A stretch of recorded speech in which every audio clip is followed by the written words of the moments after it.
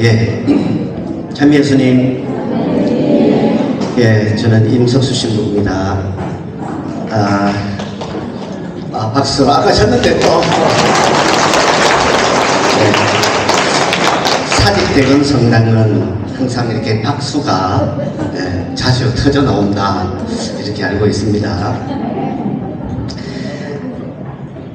저는 여기 신학교정 안에 부산가톨릭음악교육원을 맡고 있고 또 우리 부산교구의 성음악 감독으로 성음악을 전담해서 사모하고 있습니다. 이곳 신학교정 안에 음악교육원이 있는데 여러분 뭐 말씀 들어보셨겠지만 음악교육원은 각 본당의 성가대 또 지휘자, 반주자 혹은 그 미사 선창자 뭐 이런 전례 봉사자를 양성하는 성음악 교육기관입니다. 성음악에 대해서 또 음악에 대해서 전문적인 지식이 없다 하더라도 음악에 대한 뭐 기초 이론이나 발성법이나 뭐 또 합창 또 전례음악 이런 것들을 통해서 본당의 전례 봉사자를 양성한다라는 의미에서 교육하고 있고요. 여러분 모두도 다 누구나 오실 수 있다는 거 미리 먼저 말씀을 드립니다. 이렇게 해서 음악교육원 홍보는 이제 끝내고 여러분 단원 교육이라고는 했지만 이 시간이 저는 뭐 어디 교리신학원에서처럼 아니면 본당 뭐 예비자 교리할 때처럼 뭔가를 지식을 전달해 준다라는 것보다는 다 레조 단원이시고 이게 레조 단원 교육이다 보니까 저는 사실은 레지오를 해보지는 못했습니다. 할 기회가 없었고 신학교 가고 나서는 뭐 안 됐기 때문에 못했는데 그 참 아쉬움 중에 하나입니다. 그래도 성모님에 대해서 제가 좀 느꼈던 것 또 여러분 잘 알고 계신 것들을 한번 같이 나눠보는 시간을 갖고자 합니다. 먼저 성모님의 그 순종, 그 순명이나 겸손 믿음을 뭐 그냥 이야기 형식으로 이렇게 말하듯이 알려드리겠고 그러면서 군데는 또 여러분 잠이 올만 할 때 제가 노래를 한 자리 해서 잠을 바짝 깨워드릴 테니까 제가 신학생 때 새 학기가 시작되면 학생회에서 이런저런 참고 자료를 내줍니다. 예를 들어서 십자가의 길 기도를 바칠 때 사용되는 성경 구절들 제1처에는 뭐 어느 복음서가 같은 내용이 있고 뭐 이렇게 자료를 정리해서 내주죠. 그리고 그 자료 위에 한자어로 이렇게 도장을 다 찍어서 내줍니다. 유용, 무용이죠. 말 그대로 우리가 이렇게 어려운 중요한 자료를 여러분에게 제공하니까 여러분이 보고 필요하면 유용하게 사용하시고 필요 없으면 마음대로 버려도 된다 그런 의미죠. 실제로 어떤 자료들은 지금까지도 갖고 있는 자료가 몇 개 있어요. 그때 받은 게. 또 어떤 거는 뭐 대부분은 보고는 이건 나하고 별로 관심 없다 해서 그냥 이면지로 사용하거나 버리거나 했습니다. 그런데 그렇게 이면지를 사용하거나 버려도 누구 하나 너 왜 그 귀한 자료를 받았는데 그렇게 마음대로 버리느냐 좀 읽고 뭘 좀 하지 라고 야단치는 사람은 아무도 없었어요.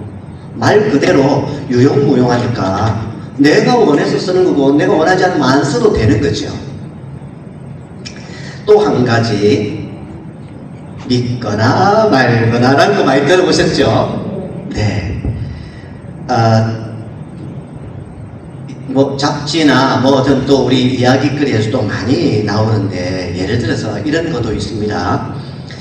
비가 부슬부슬 내리는 금음날 밤에 혼기 결혼을 앞둔 여자가 머리를 꽉 풀고 하얀 소복을 입고 입에는 칼을 쫙 물고 화장실에 들어가서 거울을 탁 꺼내보면 장래 신랑 될 사람 얼굴이 보인다 이런 거 있었죠. 근데 실제로 정말 실제로 강원도 저기서 그런 일이 있었습니다. 어떤 여자가 자기 신랑 얼굴이 너무 궁금한 거예요. 그래서 그거 뭐 되겠나 싶으면서도 한번 해보자. 그래서 비가 부슬부슬 내리는 금음날을 기다렸는데 마침 그날이 됐습니다. 좀 많이 떨렸지만 어떻게 하여튼 그 소복을 입고 머리를 풀고 칼은 입에 물었어요. 근데 요즘처럼 화장실에 툭 불 켜면 되는 게 아니라 뒷간에 가서 봐야 되니까 얼마나 겁이 났겠습니까? 그래도 종이 띵 칠 때 둥둥하면서 가서 품속에 거울을 탁 꺼내봤는데 진짜 그 얼굴에 남자 얼굴이 나타난 겁니다.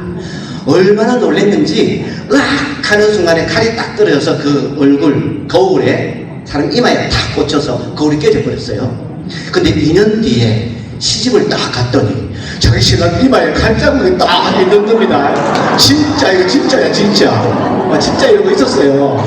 믿거나 말거나죠. 아 참. 네. 이 믿거나 말거나 라는 이 두 이야기 공통점이 하나 있죠. 주도권이 누구에게 있어요? 나에게 주도권이 있어요. 내가 필요하면 유용하게 쓰고 내가 필요 없으면 버리는 거예요. 내가 믿어도 좋고 내가 안 믿어도 그만이에요. 누구 하나 내 안 믿는다고 해서 왜 그 진짜 맞는데 왜 안 믿어? 라고 하지 않습니다. 내가 마음대로 할 수 있는 거예요. 그런데 사람들은 많은 것들에서 심지어 내 삶의 주도권까지도 내가 가지고 있다고 생각을 합니다. 내 인생인데 내가 마음대로 할 수 있지 누가 뭐라 그래 이렇게 생각합니다. 뭐 종교적으로 뭐 신에게 의지하고 뭐 이런 거 다 약한 사람들이 하는 거지 나는 내 주먹을 믿고 내 능력을 믿는다. 내가 얼마든지 내가 내 인생을 개척해 갈 수 있다. 이렇게 생각을 하죠. 그런데 내 삶의 주인이 나라고 하고는 싶은데 실제로 내 마음대로 내 인생의 주인이다 라고 할 수는 없습니다. 아닌 말로 태어나는 것부터 자기가 원해서 태어난 사람이 있습니까? 네, 출발부터 그죠. 우리는 주어졌죠. 내가 원하지 않아도 나는 이 집에 태어났습니다. 만일에 태어나는 것부터 나에게 선택권이 있다면 정말 뭐 우리 부모님께는 죄송스럽지만 그죠? 아니 그런 나라에서도 그런 부모님 만나면 되니까 세상에서 아주 잘 사는 최고의 부자 나라에 그것도 아주 갑부의 아들로 뭐 키도 뭐 이거 아니고 한 180 정도 되고 눈도 이거 좀 크고 너무너무 멋있는 사람으로 태어나고 싶지. 머리도 좋아서 그죠? 어디 서울대학교 갈 수 있을 만한 사람으로 태어나고 싶은데 그거 안 됩니다. 우리 그냥 주어졌죠. 그러면 뭐 그건 어쩔 수 없다는 치고 살아가는 동안에도 내가 마음대로 내가 어떻게 할 수 있지 않겠느냐라고 생각하고 싶어도 사실 내가 하고 싶다고 해서 다 할 수 있는 게 얼마나 되겠습니까? 하기 싫어도 또 내가 하기 싫다고 해서 안 해도 되는 거는 또 얼마나 됩니까? 그죠? 저는 군종 신부로 사목도 했습니다. 제 군번이 2개 있어요. 사병 때는 육군병장으로 제대했고 장교로 군종신부로 갔을 때는 해군 대위로 제대했습니다. 군대 2번 갔어요. 2번 다 끌려간 거죠. 내 가기 싫었지만 부모님이 가라고 하시니까 저 사병 다 군필 했는데요 해도 소용이 없습니다. 가라 하니까 가는 겁니다. 이렇게 내가 하기 싫어도 해야 되는 거 그게 내가 하기 싫다고 해서 안 할 수 있는 것보다 더 많아요. 하고 싶어도 하지 못하는 것이 더 많죠. 죽는 것도 마찬가지입니다. 내가 딱 80까지 살고 일주일 딱 병원에 입원했다가 바로 탁 가면 얼마나 좋겠습니까? 근데 그게 안 되죠. 내가 언제 어떻게 죽게 되는지는 아무도 모릅니다. 태어나는 것부터 살아가는 것은 물론 마지막 죽는 것까지 내 인생의 주인은 내가 아니라는 것을 인정할 수밖에 없습니다. 누구에게도 잘 알려지지 않았던 시골 처녀 마리아에게 대천사 가브리엘이 나타나서 이제 네가 성령으로 하느님의 아들을 잉태할 거다 하는 주님 탄생 예고를 합니다. 아마도 당시의 성모님의 마음은 몹시도 혼란스러울 것입니다. 성령으로 잉태한다는 것이 일반적으로는 있을 수 없는 일이고 그 엄청난 일을 받아들일 마음의 준비도 전혀 안 되었을 것입니다. 옛날 이스라엘의 조상 아브라함이 하나밖에 없는 그 외아들 늙음하게 낳은 그 이삭을 나에게 제물로 바치라 하는 그 하느님의 명령을 들었을 때 정말 혼란스럽고 난감했을 겁니다. 이거 어떻게 되는지. 그래도 그는 아무 소리 안 하고 이삭을 제물로 바치려고 하죠. 또 이집트 왕을 피해서 도망쳐가지고 광야로 도망쳐갔는 그 모세에게 다시 하나님이 나타나셔서 너 빨리 이집트로 가라. 다시 이집트에서 종살이하고 있는 내 백성들을 끌어내와라 라는 명령을 했을 때 역시 모세도 그러했을 겁니다. 오죽했으면 저는 입이 둔하고 혀가 굳어서 말도 하지 못하니까 다른 사람 보내십시오 이렇게 거부를 하죠. 아마 모세나 아브라함이나 성모님이나 처음 이 청천벽력과도 같은 말을 들었을 때 정말 혼란스럽고 어찌해야 될지 몰랐을 겁니다. 그 듣도 보도 못했던 성령에 의해서 그것도 아직 전혀 남자도 알지 못했던 처녀의 몸으로 아들을 잉태한다? 그리고 그건 성령께서 해주신다? 이게 무슨 말인지도 모르죠. 우리야 교리에 배웠으니까 성령으로 잉태하셨다라고 하지만 성모님 그거 알았겠습니까? 성령으로 성령의 힘이 너를 감싸 안을 것이고 너는 하느님의 아들을 낳을 것이다. 이게 무슨 말인지. 그래서 도저히 받아들이지 못하니까 결국 엘리사벳을 찾아가기도 하죠. 그러나 그 성모님은 결국 이 몸은 주님의 종입니다. 당신이 원하신 대로 하십시오. 그냥 믿거나 말거나가 아니고 유용무용이 아니라 당신 뜻대로 하십시오 하고 맡겨드리죠. 이렇게 이 주님 하십시오라는 한마디 그 의탁, 그것은 내 삶의 주도권이 내게 있고 하나님 당신께 있습니다 하고 고백한 것입니다. 나는 당신의 뜻이니 당신 뜻대로 하소서 하고 나를 하느님께 내어 맡기는 것이죠. 내 뜻대로 하지 않고 아버지 뜻대로 하겠다는 성모님의 그 순종한 마음, 그 말씀에서 결국 하느님의 구원 사업은 제대로 이제 꽃을 피우게 된 겁니다. 참 이런 당신 뜻대로 하십시오 라는 말을 하기 참 쉽지 않습니다. 어지간한 그런 팀장이 아니면 잘 못해요. 그죠? 제가 서품 받고 얼마 있다가 이제 본당을 갔는데 마이크가 저를 못 따라오네요. 네. 아직 나이는 어렵고 사목 경험도 별로 없고 참 잘하고는 싶은데 뭔가 힘이 많이 들었습니다. 막 신경을 쓰다 보니까 신경성 위험에 뭐 밥 먹어도 설사도 나오고 하여튼 몸무게가 수단을 입고 재면 수단을 입고 재면 50kg 그럴 때였어요. 처음 진부돼가지고 얼마나 신경이 쓰였는지 하여튼 걱정이 참 많이 됐습니다. 뭐 그냥 될 대로 돼야지 이랬으면 될 텐데 뭔가 하여튼 해보려고 하니까 안 되니까 그런 거죠. 그러다가 이제 성취조배를 하는데 이제 이런 생각이 드는 겁니다. 아니 하느님의 집에 하느님께서 나를 뽑으셔가지고 여기서 일하라고 맡겨주셨는데 내가 뭘 걱정할 게 있을까? 하느님 알아서 비밀 잘 안 해주시겠나? 그런 생각이 든 거죠.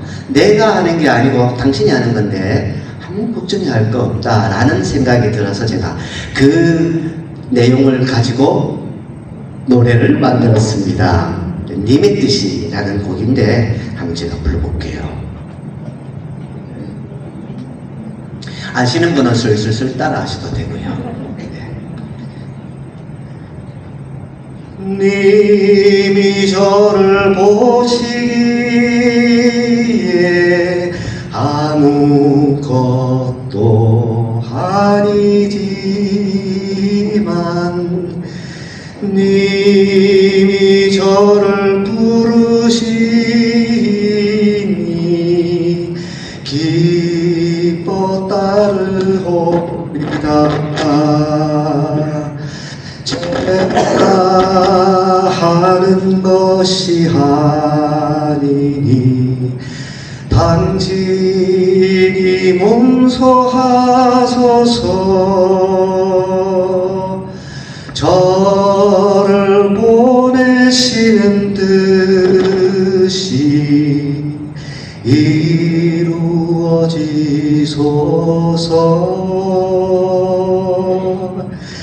님이 저를 보시기에 아무것도 아니지만 님이 저를 부르시니 기쁘게 따르오리다. 네. 2절도 있는데 시간 관계상 주님 저를 보내소서, 저를 보내주옵소서. 주님 제게 말씀하소서. 그 말씀 전하오리다. 제가 하는 것이 아니니 당신이 몸소하소서. 저를 보내시는 뜻이 이루어지소서.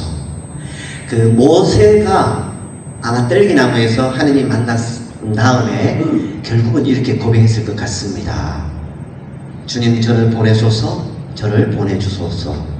주님 제게 말씀하소서. 그 말씀 전하오리다. 네. 이렇게 노래 딱 만들어서 또 부르고 나니까 뭐 걱정이 안 돼요. 네. 하느님 하시는 거다. 내 뜻대로 내가 원해서 하는 게 아니라 당신께 맡겨드리면 다 해줄 것이다. 이 성모님의 순종하는 마음이 바로 이랬을 것 같습니다. 정말 우리도 이런 성모님의 순종, 순명을 잘 배워야 하겠습니다. 성모님의 겸손에 대해서도 한번 말씀드릴게요. 우리 성경에 탈출기 다 읽어보셨죠? 네, 탈출기를 통해서 보는 이스라엘의 역사들 가만히 보면 어찌 보면 참 죄의 역사이다 하는 생각이 듭니다. 끊임없이 하느님을 거부하고 하느님에게서 멀어지고자 합니다. 우상을 숭배하고 온갖 죄악에 빠졌다가 하느님의 벌을 받게 되면 다시 뉘우치고 제발 좀 용서해 달라고 애원하죠. 또 하느님께서 다시 용서해 주십니다. 근데 얼마 가지 않아서 다시금 다른 우상을 숭배하고 이교인들의 풍습에 빠져버립니다. 역시 하느님의 진노가 내리면 또다시 뉘우치고 살려달라고 합니다. 그러나 얼마 안 가서 또 죄에 빠져듭니다. 정말 이스라엘의 역사는 죄의 역사입니다. 반면에 하느님 쪽에서 바라봐지는 그런 역사는 구원의 역사입니다. 번번이 배반당하시면서도 또다시 이스라엘을 용서하고 구원해 가시는 하느님의 놀라운 사랑이 드러나고 있습니다. 용서하고 또 용서하고 또 용서해 주시죠. 사랑하고 또 사랑하고 또다시 사랑해 주십니다. 에제키엘 예언서 16장에 보면 이런 이야기가 있습니다. 핏덩어리로 버려진, 막 태어나자마자 핏덩어리로 버려진 그 어린 아이와도 같았던 이스라엘을 하느님께서 주어다가 그 몸에 묻은 그 피를 다 닦아주시고 좋은 옷을 입혀주시고 귀에는 귀걸이, 코에는 코걸이, 목에는 목걸이, 오만 가지 치장을 하면서 너는 이제 나와 약혼한 혼인 관계로 약혼한 약혼자다. 이제 내가 너를 위해서 온갖 사랑을 베푼다. 이렇게 약혼을 했었는데 이 이스라엘이 점점 나이가 좀 더 들고 하니까 이제 약혼 그 계약도 다 잊어먹고 하느님도 다 잊어먹고 이 사람 저 사람 찾아다니면서 온갖 나쁜 짓을 다 하더라. 그런데 지금이라도 에제키엘 예언자를 통해서 이야기하시는 거죠. 네가 지금이라도 나에게 돌아오면 다시 나는 너와 약혼하는 관계가 되겠다. 이렇게 또다시 불러주는 장면입니다. 이 구절을 묵상하면서 우리의 모습도 같이 생각해 볼 수 있습니다. 어떻게 보면 그 이스라엘의 역사, 죄의 역사라고 하는 이스라엘의 역사는 곧 우리 자신의 역사이기도 합니다. 우리는 이스라엘의 역사를 통해서 우리 모습을 또 바라보고 하나님께 대한 믿음을 새로이 고백하지 않을 수가 없습니다. 우리의 역사를, 내가 지금까지 살아온 내 역사를 한번 돌아보십시오. 돌아보면 잘했던 일들보다 잘못했던 일들이 더 많이 생각이 납니다. 하느님께 드려야 할 것들, 기도나 또 단식이나 자선행위나 이런 신앙생활에는 소홀히 하면서도 내 자신의 혹은 내 가족들의 건강, 나의 경제적인 안정, 이런 어떤 좋은 것들만 자꾸 달라고, 기도 내용은 전부 그런 거죠. 다 이뤄주십시오. 우리 건강 지켜주시고 뭐 어떻게 해주시고 하는 그런 것만 달라고 하는 그런 우리의 모습입니다.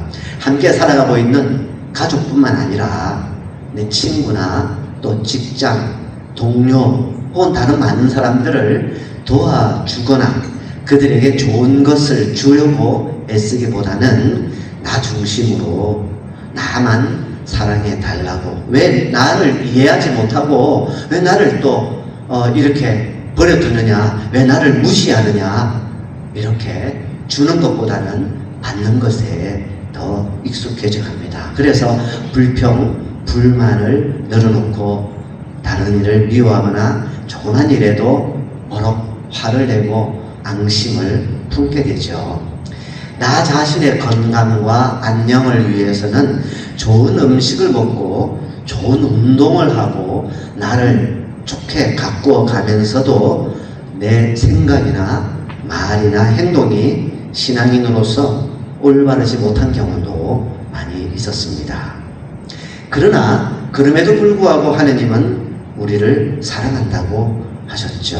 시편 139장을 보면 하느님께서는 우리가 앉거나 서거나 길을 가거나 누워 있어도 다 하나님은 나를 아시고 내 생각을 멀리서도 알아채신다. 나를 속속들이 알고 계시는 그런 분이시다 라고 시편 작가는 노래합니다.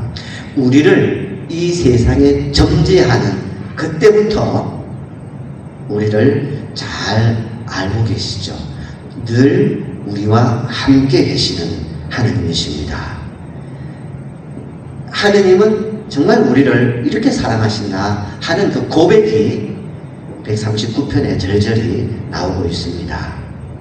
그렇다면 우리도 하느님께 또 나름대로의 사랑 고백을 해야 되지 않겠습니까? 저도 이제 이런 마음으로 하느님에 대한 사랑 고백을 또 노래로 한번 만들어 봤습니다. 여러분 아실지 모르겠는데 나보다 더 라는 노래 들어보셨죠? 예. 나보다 더 날 사랑하신 나의 주 나의 나보다 더 날 알고 계신 나의 주 내 하느님, 날 빚으신 그날부터 늘 가까이 계신 주, 그 깊으신 사랑 아래 살게 하소서. 나보다 더 날 사랑하신 나의 주 나의 하느님, 나보다 더 날 알고 계신 나의 주 내 하느님.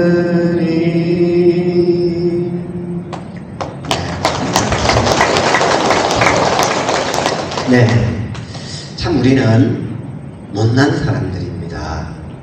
부족함이 많은 사람들이죠. 그럼에도 불구하고 우리는 하느님의 사랑을 듬뿍 받고 있습니다. 아니, 하느님께서는 우리에게 참 많은 사랑을 주십니다. 루카복음 15장 보면 무슨 이야기죠? 루카복음 15장 빠밤빰, 아 그거 있잖아, 그거 이러죠.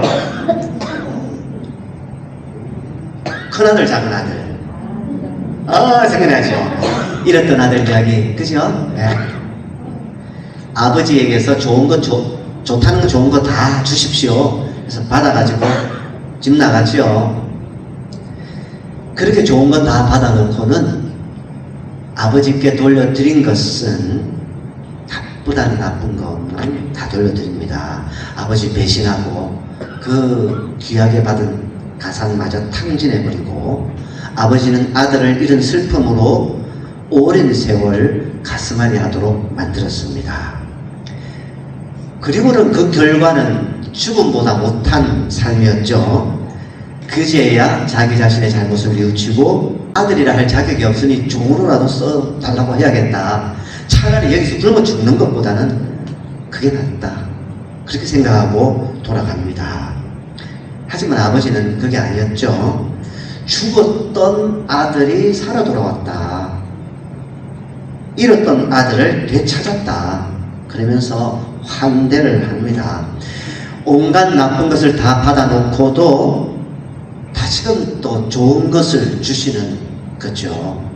이게 바로 하느님이시면서 동시에 어찌 보면 아마 여기 계신 분들, 우리 부모님들, 그죠? 내 자식들에게는 그렇게 해줍니다. 아마 우리 부모님의 마음이 이런 하느님 마음과 비슷하다고 할 수 있지만 우리가 따라갈 수 없는 게, 부모님은 내 자식에게만 그러죠. 하느님은 모든 이에게 다, 죄인이나 안 죄인이나 모든 이에게 다 그렇게 하신다는 차이지, 정말 우리에게 주시는 그 사랑은 어떻게 말로 표현할 수가 없을 겁니다. 이 구절을 묵상하면서 나는 내가 만일에 작은 아들이 되어서 이렇게 살았다. 온갖 죄를 다 짓고 이제 죽음 직전에 가서 이제 안 되겠다, 이제 마지막에 다시 아버지께 돌아가 보자. 하느님 앞에 나와서 이제 하느님께 뭔가 말씀드린다. 여러분도 한번 생각해 보십시오. 여러분들이 살다 이게 아니었구나, 이제 정말 되돌아와서 하느님께 이제 용서를 청할 텐데, 이 작은 아들처럼 이제 우리도 아버지께 뭐라고 이해해야 될 거 아닙니까? 이 복음서에서는 나는 아버지의 아들이라 할 자격이 없으니 종으로라도 써주십시오 했는데, 나는 뭐라고 할 것인가? 그래서 저는 이제 가만히 이렇게 묵상을 하다가 보니까 아버지, 사실은 그게 아니고요. 나 친구가 어떻게 꿰매 빠져가지고 이 변명을 하겠습니까? 아버지, 뭐, 저거, 뭐라 말할 게 없습니다. 그래서 생각나는 게, 모든 것을 알고 계시는 아버지죠. 내 생각까지 멀리서부터 내 머리까지 숫자까지 세아리고 계시는 분인데 무슨 말이 필요할까? 변명도 필요 없고. 그래서 아버지, 당신 아들이 이렇나이다 라는 한마디, 아버지 제가 이 꼬라지입니다, 그 한마디면 되지 않을까? 그 외에는 또 할 말도 없을 것 같아요.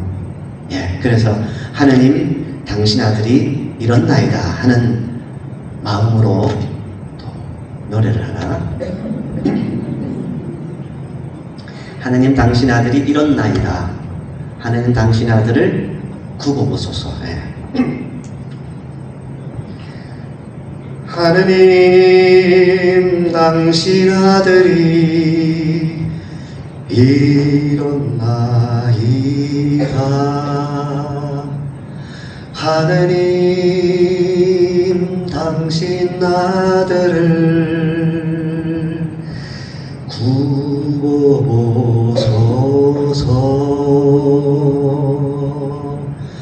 좋은 것만 주신 하느님, 나쁜 것만 돌려드린나.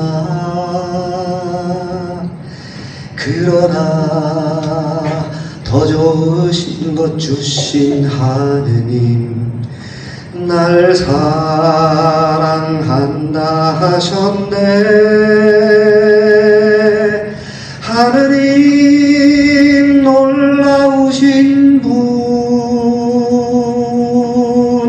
사랑으로 하나 주신 분, 하느님, 제게 주신 모든 것 감사합니다.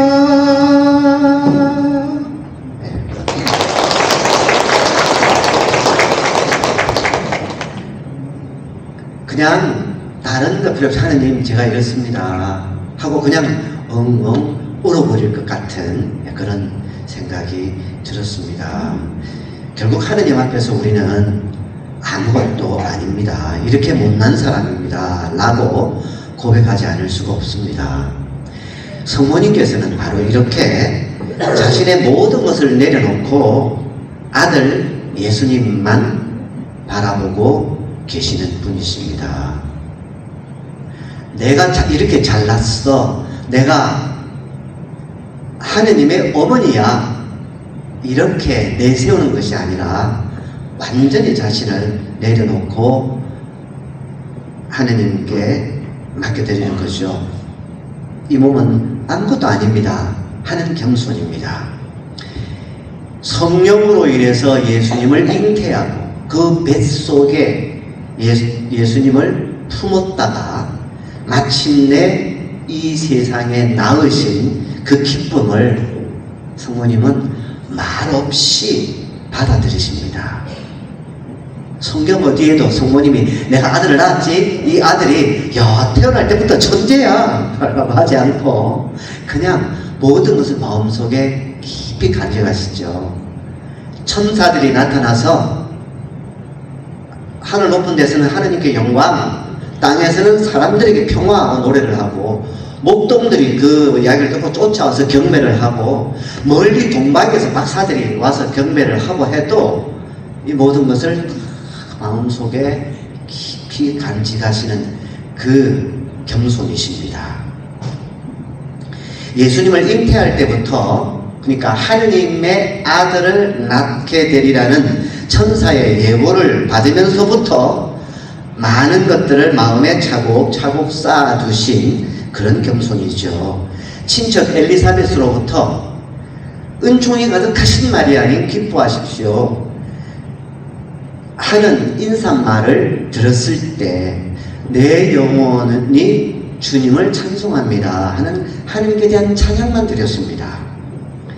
잠시 잃어버렸던 아들이 성전에서 율법학자들과 막 대화를 하고 있을 때 성모님이 찾아가서 얘야 왜 여기 어떻게 너 이제 보고서 얼마나 엄마가 걱정인지 모른다 했더니 아니 아들이 아버지 집에 있을 줄을 몰랐습니까? 라는 말을 들었을 때 그때도 성모님은 아주 아무 말 없이 이 모든 것을 마음속에 깊이 간직하십니다. 예수님의 어머니로서 또 제자들의 어머니로서 온 교회의 어머니로서 나아가서 하느님의 어머니가 되셨지만 그 모든 것을 마음속에 깊이 간직하시면서 이 몸은 주님의 종입니다 라고 고백하신 그 겸손이죠. 교회 안에서 우리가 하는 그 많은 일들, 어떤 교회로부터 받던 직책들, 그 맡겨진 모든 일들을 열심히 하면서도 조용히 마음속으로 그것을 받아들이고 주님의 뜻이 이루어지기를 바라는 그 겸손, 이게 바로 우리가 성모님에게서 배울 아주 중요한 덕목이라 할 수 있을 겁니다. 마지막으로 성모님의 믿음에 대해서입니다. 제가 2012년도에 안식년을 할 때가 있습니다. 그때 산티아고, 스페인의 산티아고 길을 잠깐 걸었습니다. 보통은 뭐 30 며칠간 걷는데 저는 12일간을 걷겠다고 이제 계획을 해서 갔고, 다음 기회가 되면 그 다음부터 이어서 걸을 생각으로 이제 갔었죠. 근데 그 고작 12일밖에 못 걸었지만 제가 발이 아파서 굉장히 고생했습니다. 생각도 못했는데 그 발이 그렇게 아플 줄 몰랐죠. 원래 제가 걷고 뛰고 하는 건 너무 잘합니다. 원래 참 신학생 때부터 잘했어요. 학교에서 달리기 뭐 매년 한 번씩 그 축제 때 달리기를 하는데 한 150명, 200명 정도가 1년에 한 번씩 두 번 봄, 가을에 학교 밖을 나가서 이렇게 한 바퀴 돕니다. 주로 그냥 10km 정도인데 제가 그때 여러 번 뛰어가지고 3등, 200명 중에 3등도 하고요. 2등도 한 번 했어요. 그리고 1등 7번 했습니다. 그랬죠. 뛰는 거 제가 참 잘했어요. 걷는 것도 잘하고요. 그런데 거기서, 발이, 신발이 하여튼 뭐 안 맞았는가 봐요. 절뚝거리면서 걷고 중간중간에 시술을 이제 2번이나 병원에 가서 혼자 시술을 하고 막 억지로 걸었는데, 그래도 내가 계획한 거니까 내가 끝까지 걷겠다 생각하고 이제 계속 걸었습니다. 다른 사람들 확 다 가고 나면 저는 이제 늦게 쳐져서 걷죠. 발이 아프니까 뭐 구경하고 뭐 이게 어디 있습니까? 절뚝절뚝까지 걷게 해주십시오. 기도밖에 더 하겠습니까? 기도하면서 생각나는 뭐 본당 사람들 누구들, 또 어떤 신부님들, 수녀님들, 또 몸 아픈 사람들, 막 그렇게 이제 그 사람들을 위해서 기도하고 이렇게 이제 걸어가는데, 참 신기한 게 제가 몸이 안 아플 때는 다른 사람 아픈 거 몰랐거든요. 내가 몸이 아프니까 아픈 사람이 눈에 들어오는 겁니다. 저처럼 쩔뚝거리면서 걸어가는 다른 사람들이 이래 보이면 그 사람 위해서 격려해주고 또 기도도 나오고 그렇게 돼요. 그렇게 하면서 이제 갔는데, 마지막 날, 이제 걷는 마지막 날에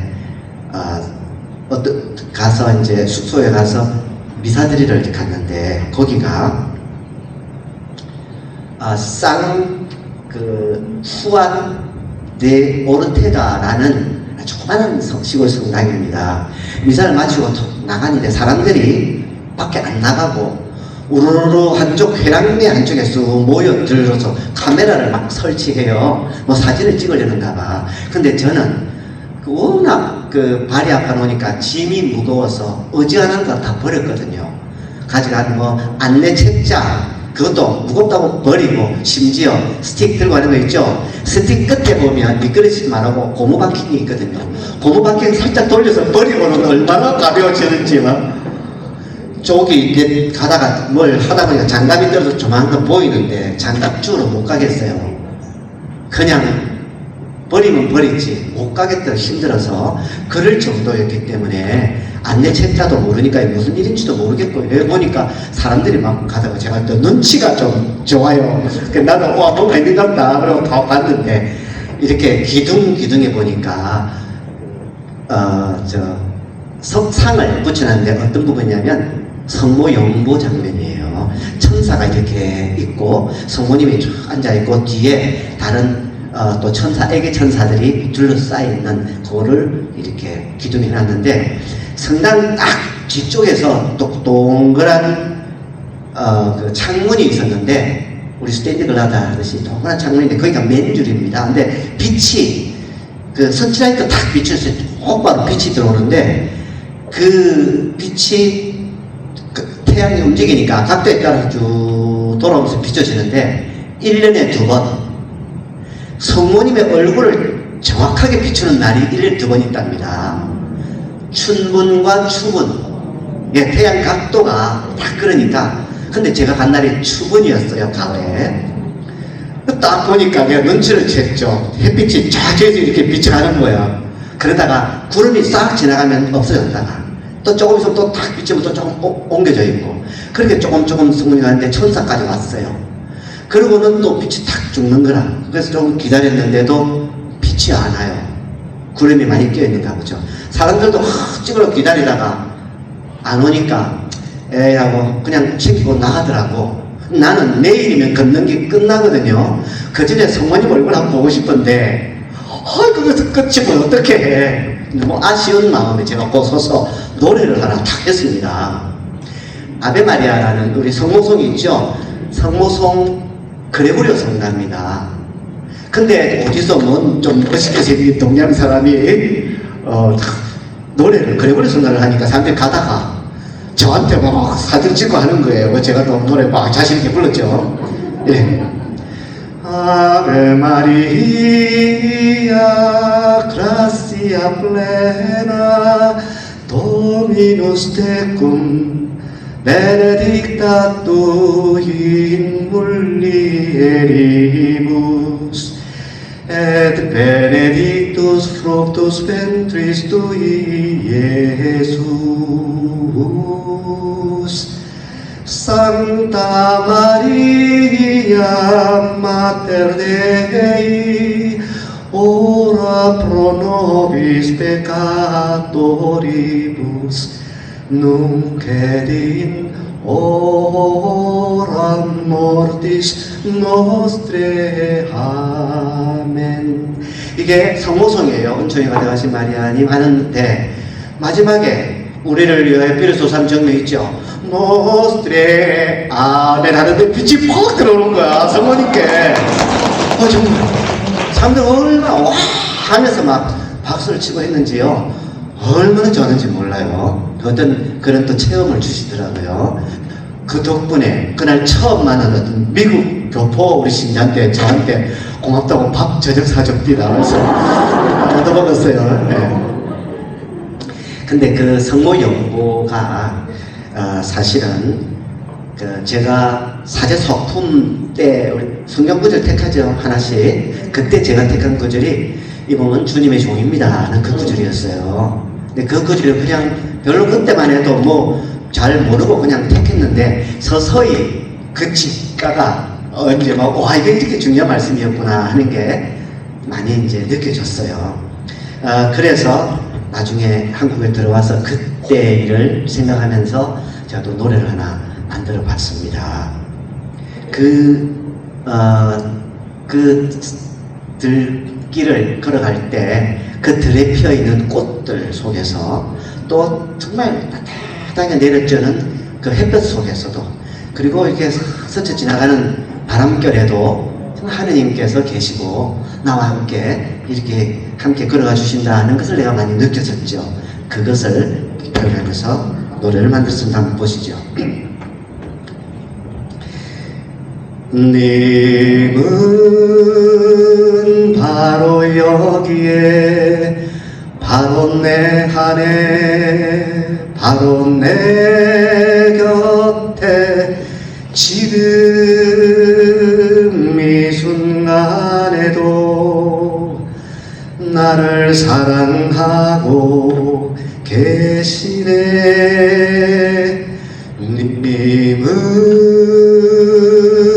바로 여기에 바로 내 안에 바로 내 곁에 님은 처음부터 영원히 날 사랑하고 계시네.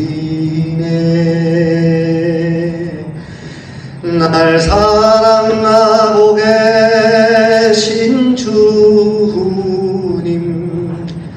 바람결에도 햇볕 속에도 들의 핀 꽃송이에도 계시네.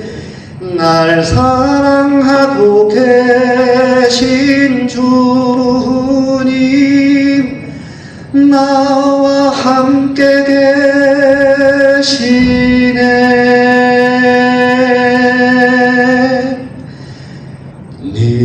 님은 처음부터 영원히 날 사랑하고 계시네. 날 사랑하고 계시네.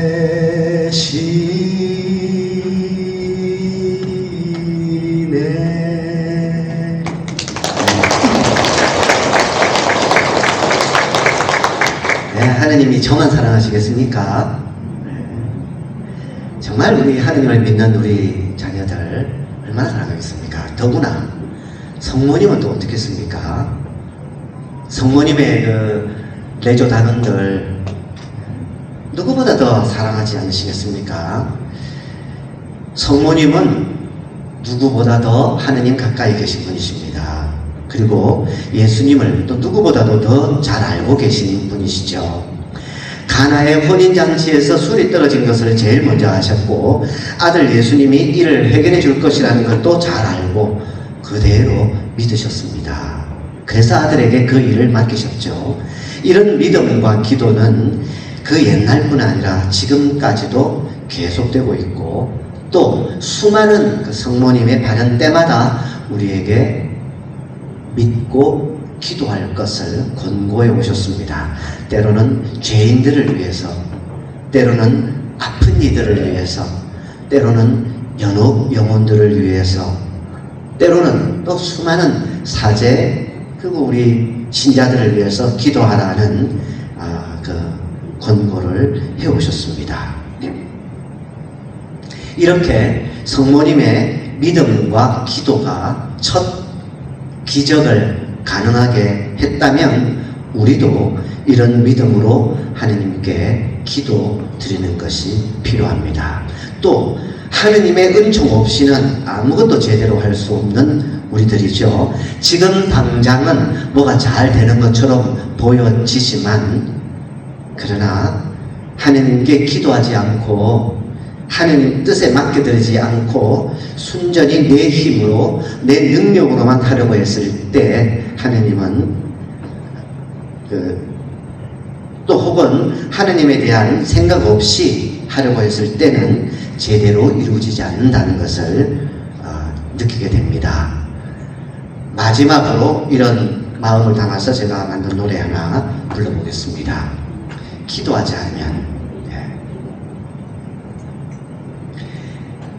기도하지 않으면 아무 의미 없어요. 내가 하는 모든 것들이 잘 되는 듯 보여도 기도하지 않으면 아무 소용 없어요. 주님 없이 혼자 힘으로 잘 할 수 없어요. 언제나 어디서나 무엇을 하더라도 기도하지 않고 주님 찾지 죽지 않고 나 혼자 내 힘으로 잘하고 싶어도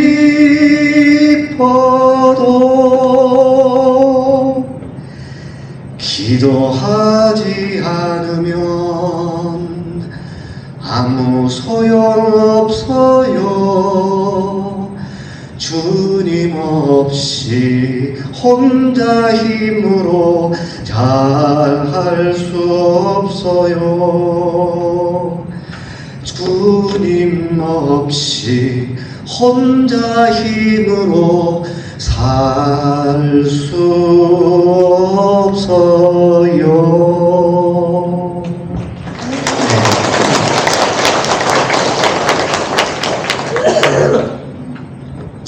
네, 지금까지 성모님의 순명, 또 겸손, 또 성모님의 믿음과 기도에 대해서 말씀드렸습니다.